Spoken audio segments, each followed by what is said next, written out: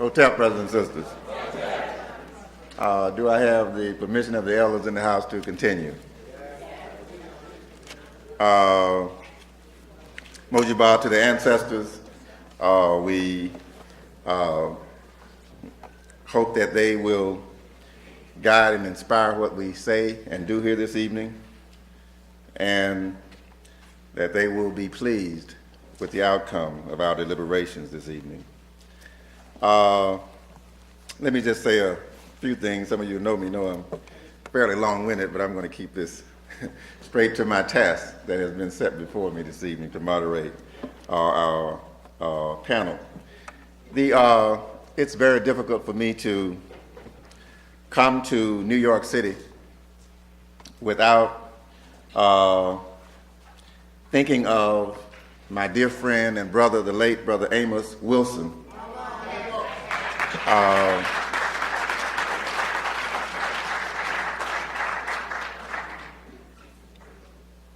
Brother Amos was a very special person to me. I often tell people that among those of us who are called psychologists, I think that outside of my mentor, Brother Bobby Wright, I think Amos was the next closest thing to Bobby that I ever encountered as a psychologist.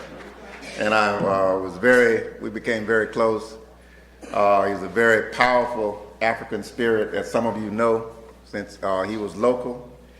And we miss him dearly in this struggle, and he will forever be an inspiration to all of us. Can we give just a moment of silence in remembrance of this great African warrior, Brother Amos?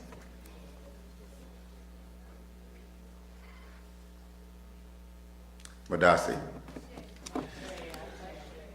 I have the distinct honor and pleasure of moderating this evening's session. We have two stalwarts in the ASCAC movement who will be speaking with us this evening. Two of our panelists who are listed will not be with us. Brother James Turner and Brother Tony Martin. I understand that they won't be with us this evening. But we still have, what we say, a chief and a general left, as it was indicated, who can certainly provide us with the intellectual nourishment and inspiration that we are looking for this evening in this panel. Our theme is insightful history, or the word, insightful history, igniting the future for the African curriculum. Our first panelist will be a sister that I've known for quite some time. In this movement, she has a very distinguished history in this movement, having carried the banner of leadership in a variety of African-centered organizations and activities over the period of time that I have known her and prior to that time. She has informed me that she is a member of the retirement set, retiring from, the white folks institution, that's all that really means. We don't retire from the struggle, but retiring from the harassment of the Europeans, the Urugu harassment, I guess we'll call that. And so we are very pleased that she's now able to devote 130% of her energies exclusively to the liberation of African people without the Urugu harassment rider accompanying that. Sister Charsee McIntyre is Professor Emeritus, retired Professor Emeritus from Old Westbury State University, New York. She's an activist, she's a mother, she's a queen warrior for our people, and it is a great honor and pleasure to bring her to you this evening to speak on our panel. The first speaker, Sister McIntyre.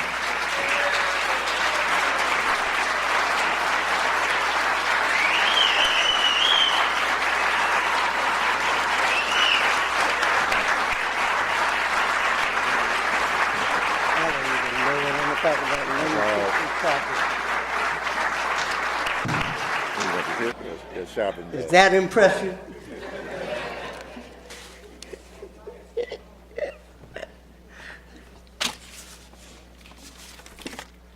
Before I start, and before I get permission, do I have permission, Mom? Yes. Okay. But before I start, I want to take this moment to remind everybody about Professor Ed Scobie. Yes. In this hall, at this place, his spirit is always with us. So we have to do another moment. Okay?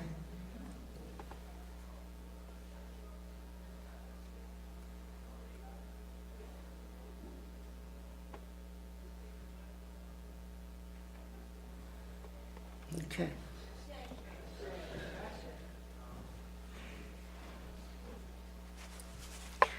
Scobie was important in my life because he was the first critic of any so-called academic paper I ever did. And the first paper I did was on 3 worldviews. It was only 2 worlds at that time. It was just African and European. So I'm going to talk a little bit about that to commemorate his spirit. But let me start over. Hotel. Kabaragani. Assalamu alaikum. Shalom, peace, and namaste. Namaste, the God in me sees and honors the God in you. Namaste. So if there's any question about the color of the Son of God, just look in the mirror. And even if the Son of God thinks he was white, his mother was black. Did you hear that, Joy Hardiman? The word and womb. I was supposed, Dr. Jeffries created this panel. He didn't tell me anything that I was supposed to talk about, not that anybody ever does. But I want to talk, we have heard so much good stuff today. I don't know what they're going to do tomorrow, do you? I mean, this day has been so rich. Jake Carruthers, I think, is, we love Dr. Ben, we love Dr. Clark, we love Chancellor Williams and stuff, but let's not forget the reigning scholars that we have in our midst, and among them, one among peers is Jake Carruthers. And that's not to take anything away from Asa Hilliard, because everybody knows Asa Hilliard. People know Asa everywhere, but Jake Carruthers is a powerhouse. And he's a powerhouse because he's doing what and now I'm very subjective because I don't know what Europeans mean about objective scholarship and stuff, because as an African Native American woman and on Thursdays, but,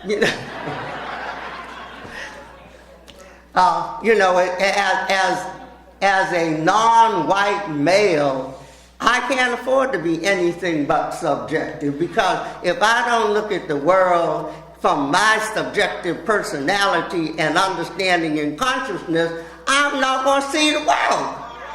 I'm going to see everybody else's world. So what I want to kind of do today is take you on a 50,000 year ago trip.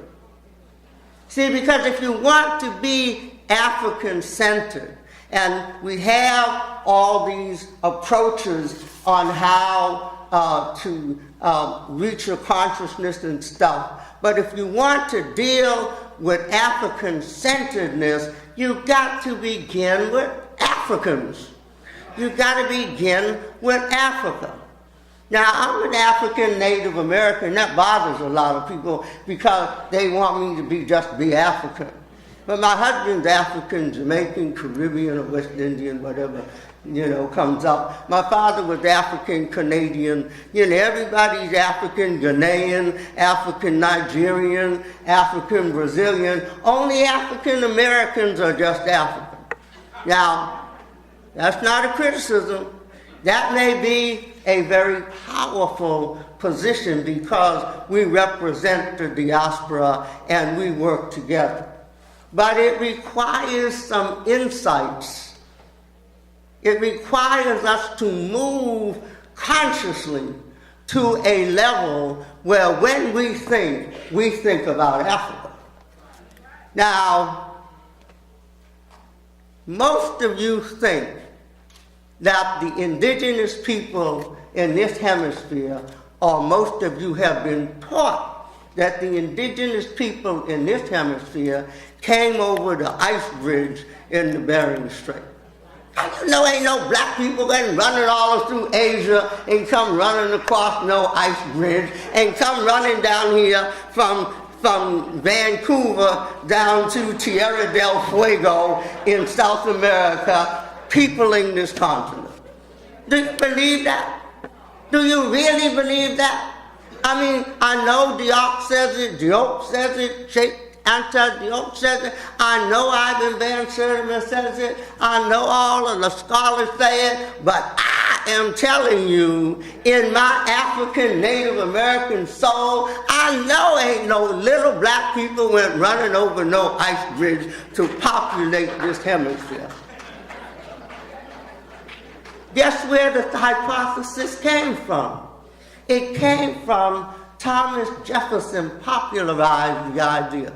At the time, he was stealing the land in the Louisiana Purchase. It came at a time when they wanted you to think everybody in this hemisphere was also an immigrant, so they were just later immigrants, so then they, therefore, would be entitled to the land.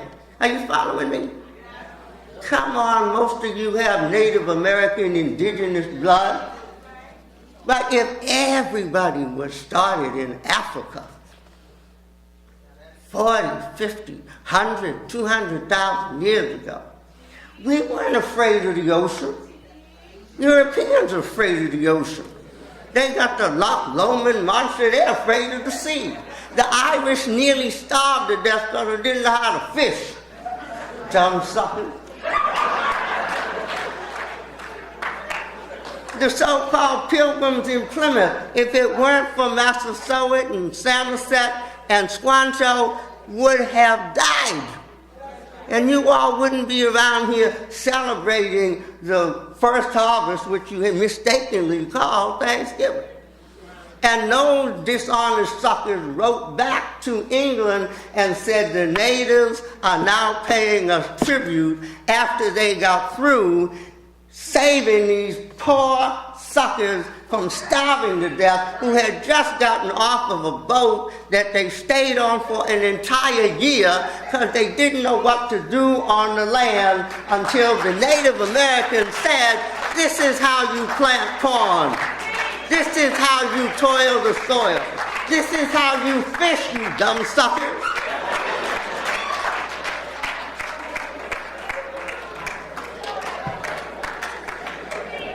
This is real. This is real. If you want to be African, you have to be African. You have to think, what would the world be like if there were I think this all the time. It won't be difficult once you get in the habit. What would the world be like if there were no white people?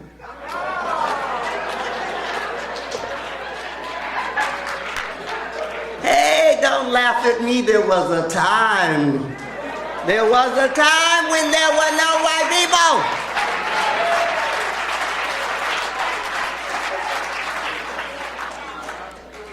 1492 is an afterthought. It's not even a semicolon in history. It's not even a dash, like an aside. Oh, by the way, 1492, we have documented evidence of human culture, civilization, whatever you want to call it, going back 120,000 years in this hemisphere. American Genesis. 120,000 years old. Here's Tony Martin. So, okay?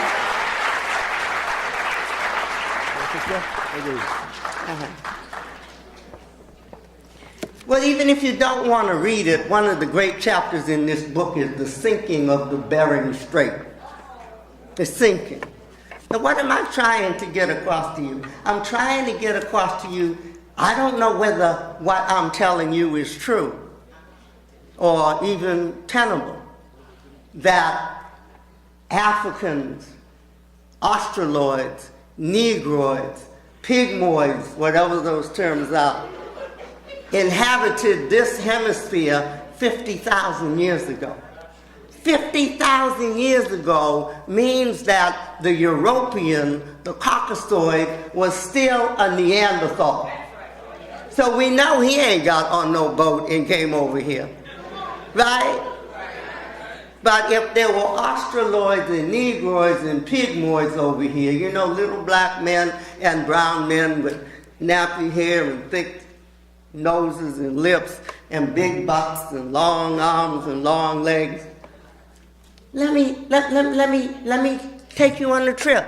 You're telling me that they went all the way through Asia, they became Mongoloids or leucoderms, and then they mixed with the Africans, and they became Mongoloids, and then they came over the Bering Strait, and then they came down to the equatorial belt, and then when they got in the equatorial belt, they changed back into little black men. You picked up some melanin on the trip and through the ice. Because when the so-called Europeans got here, the people in the equatorial belt were all little black men in the Fiji Islands, in the Hawaiian Islands. You go there today, all around the equatorial belt, everybody has an African base. And I suggest to you that they got on a raft, got on a current, and if you look at Van Sertima's work or Joseph Harris' work or anybody's work, you will see that you can get on the currents and ride around the oceans if you're not looking for monsters. Now, my father's people in Nova Scotia on one side are the Micmacs up there by Chittagambut Bay, near the Inuits, which some people call Eskimos, but Eskimos are someplace else. But what is the fundamental thing about Native American ship-going crafts? They don't sink. You sink, but they don't sink. They take trees, and Africans do too, and they take trees and they carve them out, and they put them on the water, and those will hit, and they are ocean-bearing crafts. Europeans make boats with holes in them.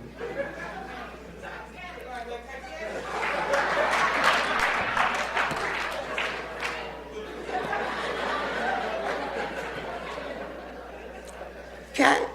All I'm saying is this. You see this book? It's called Forbidden Archaeology. Forbidden Archaeology. Forbidden. It's written by white people. And in it is a compilation of everything that people found that the standard group of so-called intellectuals have rejected. That's what it is. If you come up with an idea that does not support the prevailing accepted interpretation of the world, then it goes in this book. It doesn't go, and you have to understand when you do archaeology, okay, you have to disrupt the area that you got it out of. There is no documentation of anything in the Bering Strait. Not unless you can bury through tons of ice, you know, and find it, you know it's not there. They have no proof. We as African scholars are up against the lies of Europeans. And we don't need to spend our time arguing with them. Right? We need to go inside our head and say, there was a time when there were no Europeans in the world. What was the world like? What is the diaspora? What are the migrational patterns of the world? How did all these black people get in India, what we call India? How did all these black people get in Australia? How did all these black people get here in this hemisphere? And how long have they been here? And don't use 1492 or even the 11th century. And then when they got here, and I really get upset about this. And they say, you came before Columbus. Well, what did you find when you got here? Me. We were here. And how did we get here? Because we left the origins of humanity and we migrated all over the world. And we need to take credit for that. And we need to look at the common cultural bearings of the people. Native American culture is so similar to African culture. Similar. Even the blues, even the drumming, even the dancing, even the pyramids, even the thought, even the concept of direction.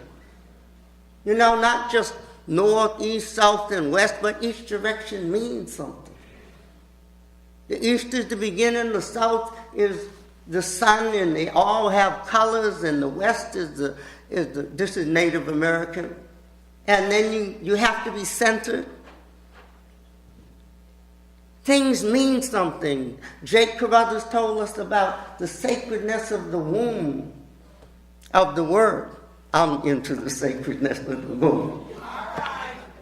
But it's the same. And we need to understand it. You know how Native Americans say, pale face speak with forked tongue?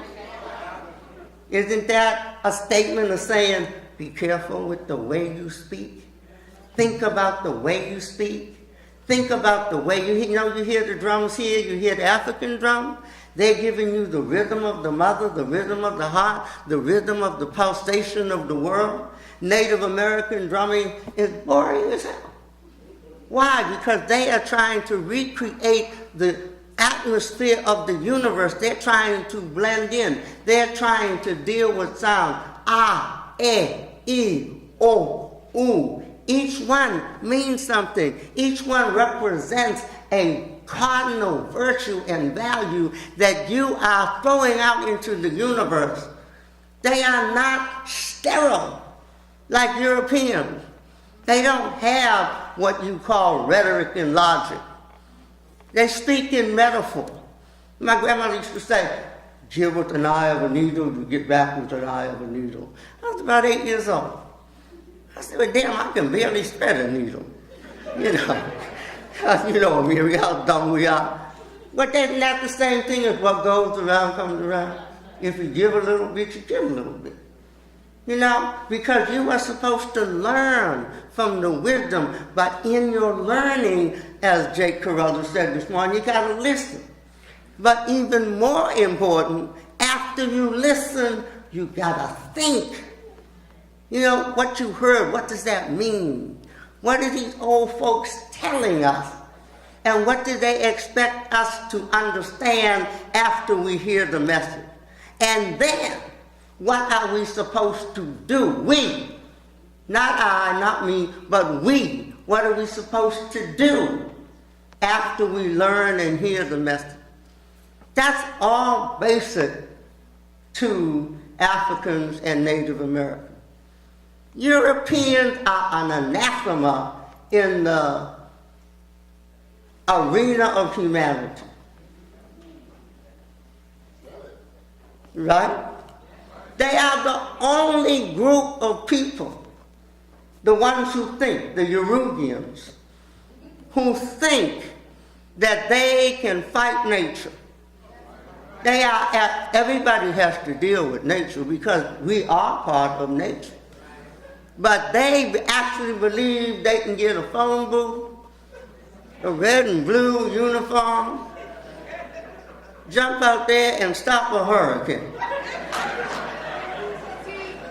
They tell you dumb stuff like Easter bunnies lay eggs and reindeer fly and big fat white men in red outfits come down chimneys in projects that don't even have heat. They tell you lies in a sentence. Columbus discovered America and the natives were friendly. In the same sentence.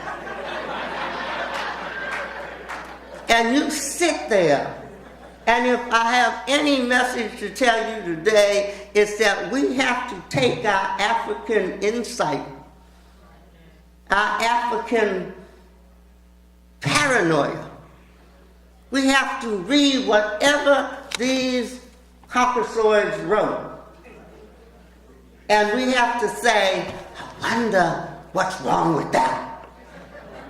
Because they are dedicated to the lie. And our struggle is to find the truth. And we cannot use them. We have to use them to some degree, but we can't use them as the paradigm, as the route to the truth.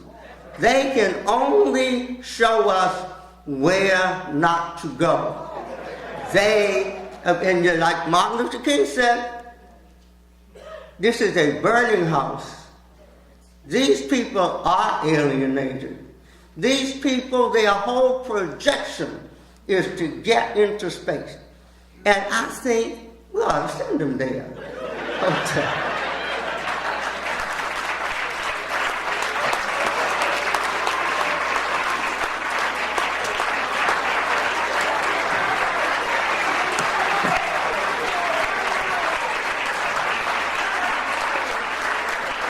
Of Deep Beginning, Charles Finch's new book. In fact, I have a copy of it right here. And when you read what it is that we already knew there, and when you look at this is his new book, Star of Deep Beginning, and when you look at the African independent education tradition, I mean, it'd be hard to find another school like Morehouse College. As far as academic achievement is concerned, it'd be hard to find something that can outdo Spelman. They regularly rank up there with Harvard and Yale and stuff like that. It'd be hard to look at a school like Tougaloo College, which has open admissions and produces 40% of the black lawyers in Mississippi. It'd be hard to argue with that. It'd be hard to argue with Shabazz's outstanding work in producing PhD mathematicians in America, more than anybody else in the world ever done. We know how to do that stuff. We also knew how to socialize our children. So we didn't have that problem. Now people got us thinking that we don't know how to solve the problem. And so we're sitting down at other people's feet asking questions like, how do I educate the at-risk child? Africans sitting down asking that question. I said, who is the at-risk child? See, somebody stopped them from knowing who they were. Didn't say, how did you educate the African child? How do you educate the at-risk child? That's just one of the strategies to separate Africans from who, the identity that they are. And once you do that, everything is off. Everything is vulnerable. The fifth message is that we've been off our path for 40 years. Off our path. That we started out where Charles Hamilton found us, asking for legitimacy, and then we switched our agenda to efficiency. And we stopped asking the question about, are the schools legitimate? Are they really telling us the truth? Are they really educating us in our own interest? We stopped asking those questions. I don't mean everybody. Obviously, folk in here have been asking those questions all along. And then I have a sixth message that in spite of all the problems, that we have the power, even now, with no money to do anything that we want to do. Anything that consciousness dictates we can do. That's the beauty of this. Y'all don't know. If you haven't tried to write a book, I mean, I can, if I want to talk nonsense, I can get any of my books published anywhere I want to get them published. No problem. But the minute you say something serious, suddenly there's no market for that. That's why it's necessary. There's no market for this book in the main publishers. They don't want that book. That's why we have to publish the book. But guess what? Just because there was no market, just because we didn't have a publisher, didn't mean that we could outdo all the publishers in all the markets with our book. So we produced it because we wanted to produce it. We produced it out of nothing. It's like ASCAC. You would think for everything that we've been doing, not just this book, but all the position papers, all the conferences, all the workshops, all the things, you would think that ASCAC had millions of dollars. And when you go to the office, you would think it would be at least as large as City College. It's about as big. Where the office? It's in the basement. Yeah, you're in Nzinga's basement. That's where you are. We don't have any money. We don't have any budget.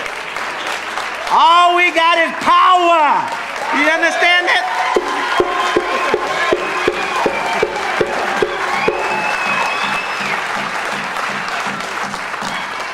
That power comes because we're independent and because we're unified. And so there's a chapter that says purposeful transformation, which outlines how we can even take the existing raggedy system and make it work. You know, we can take public schools, and if we put the right power on them, we can make them do some of the things that we want them to do. The one thing they can't do is socialize our children for us because they're public. And the only people that can socialize an African are independent Africans. That means old wise people have to be in charge of the process. They cannot be asking Nike or the governor for permission to organize the system that we want. You can't even take the energy to get into that argument. If you start taking money for this piece, that's why people start talking about rites of passage, then they go into some corporation to fund it. I know it's easier. But the corporation will not fund the rites of passage. They can't do it.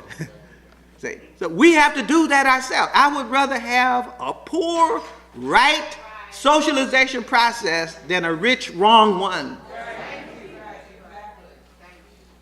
The last chapter in Saba is a chapter that deals with homework. And so it was just my way of trying to identify some of the kinds of reading that we have to do. There's certain reading that you got to do if you're doing Saba, if you're doing African deep thought. There's certain books you cannot be an African if you haven't read Marimba Ani's book, Urugu. You cannot be an African if you haven't read J. Carruthers' Medu Neter. This is serious stuff. If you haven't read Ayikwe Armaz, 2000 Seasons, and especially Osiris Rising. You see? There's certain things that will shape the images, that will chart the direction, that will keep us on course, that we have to read. That doesn't mean you don't read anything else. Read everything else. You know, people accuse us of being narrow in our focus. Black folk read everybody's literature. Most of the people I know, Runoko Rashidi is all over the world, reading anything he can get his hands on. And they're mad about that. And he starts coming back with the information they didn't want him to have. And so you start raising all kind of questions. You say, you mean white supremacy is a global system, not just local? And they're keeping information out about every African anywhere? And here you keep digging it up. You're not supposed to do it. So it seems to me that the awakened African mind, what do we mean by that? You say reawakening of the African mind. One thing we mean is that the mind is still there. It's not gone anywhere. It's just been anesthetized, been put to sleep. after so long of being disconnected, you dry up and you go to sleep. You roll up into this little corner. All it takes is somebody to come along with a little water, a little fertilizer. The next thing you know, that sleeping mind begins to wake up. You've seen it, haven't you? You've seen people have a certain experience and be transformed in front of your eyes. People you thought were lost forever. It was there all the time. That African mind is there. And so it just needs to be awake instead of sleep, because asleep you can't do anything. So it means that we have to, first, the African mind that's awake has a whole lot of questions. The awake African mind questions everything and anybody. I don't care who they are, including Africans. You got to question everybody, right, Mario? Anybody. You got to question all the Babas. No Baba is beyond question. All the founders of ASCAC, they got to be questioned. I'm talking about an awake mind now. Because see, there's a lot of people taking our tradition, especially Kemet. As soon as they get a few words of meta nature and a couple of pieces of cloth that look like the old people, then the next thing you know, they turn it into a pimping thing. And all of a sudden you got something that ain't what it's supposed to be. See, that's got to be questioned. You got to be questioning everything. And when somebody tells you you can't ask questions, you're in the wrong room. You're in the wrong room. Somebody asked me and said, well, do you have to be in the ASCAC religion to come to ASCAC meetings? I couldn't believe it. I said, you obviously don't know ASCAC. We fussing and fighting with each other all the time. We just have this umbrella of love that allows us to hang together even when we disagree with each other. So there is no religion in ASCAC. See? Not in the sense that we understand it. Some of us are committed, whatever you think your religion is, to that great organizing African principle you find all over the continent, Ma'at. And if you're against that, then I question your religion. So the questioning, that's what I mean by an African mind. Then there are certain habits that an African mind has. We have to be able to answer certain questions habitually. Booker T. Washington Coleman is the one, I'm paraphrasing and modifying his question list. But it hit me one day when he said it. It was awesome, the effect that it had on me for him to say it at that time just the way he said it. There are certain questions that any human being is supposed to be able to answer. And these are the questions that our enemies don't want us to answer. He says, who am I? Where did I come from? How in the world did I get here? He said, who in the world am I?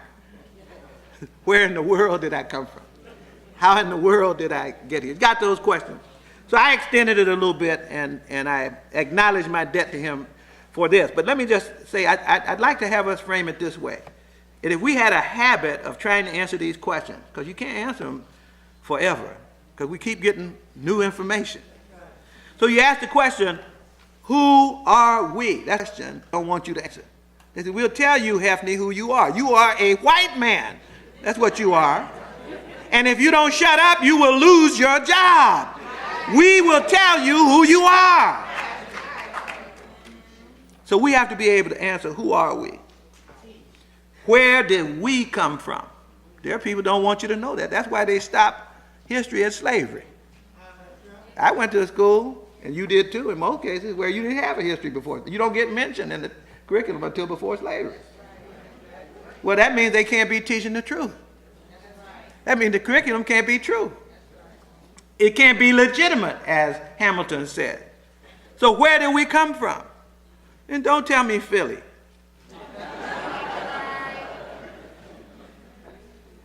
How in the world did we get here? See? They don't want us to answer those questions. When I start laying out, that's why I started working with longitudinal timeline. Plotting African life episodes on a timeline. Laying them out in front of me. One brother out of Baltimore, Osei Owusu, got this 12-foot time chart that started 250,000 years ago. And while that's a devastating piece of information for some people. They can't handle it because they don't have a timeline like that. We're the only ones got that one. But it's not to dominate anybody with our timeline, it's to clarify us with our timeline. That's why we need it. So where in the world did I come from? How did I get here?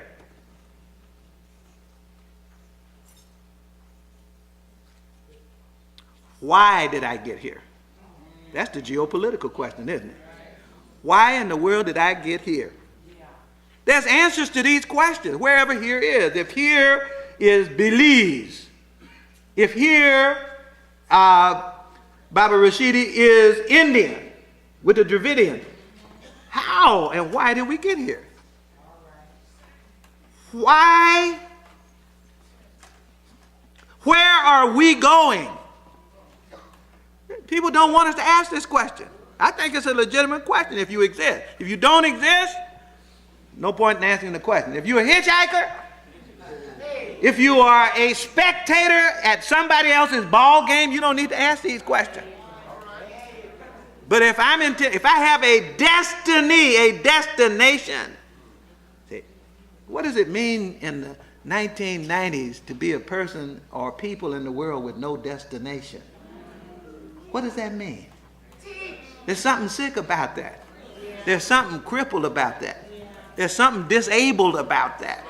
So it seems to me that we have to work on that problem. We have to provide answers. That's what I mean by the awakened mind. The sleep mind doesn't need to ask that question. The sleep mind says, I wonder who's going to be president. I wonder, will Clinton do better than Bush? No. Both of them got their own agenda.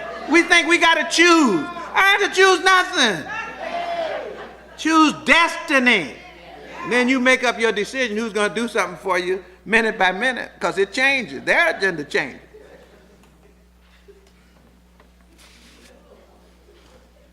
One minute he's dumping on Jesse Jackson in order to develop a Southern strategy. Next minute he's dumping on Sister Soldier.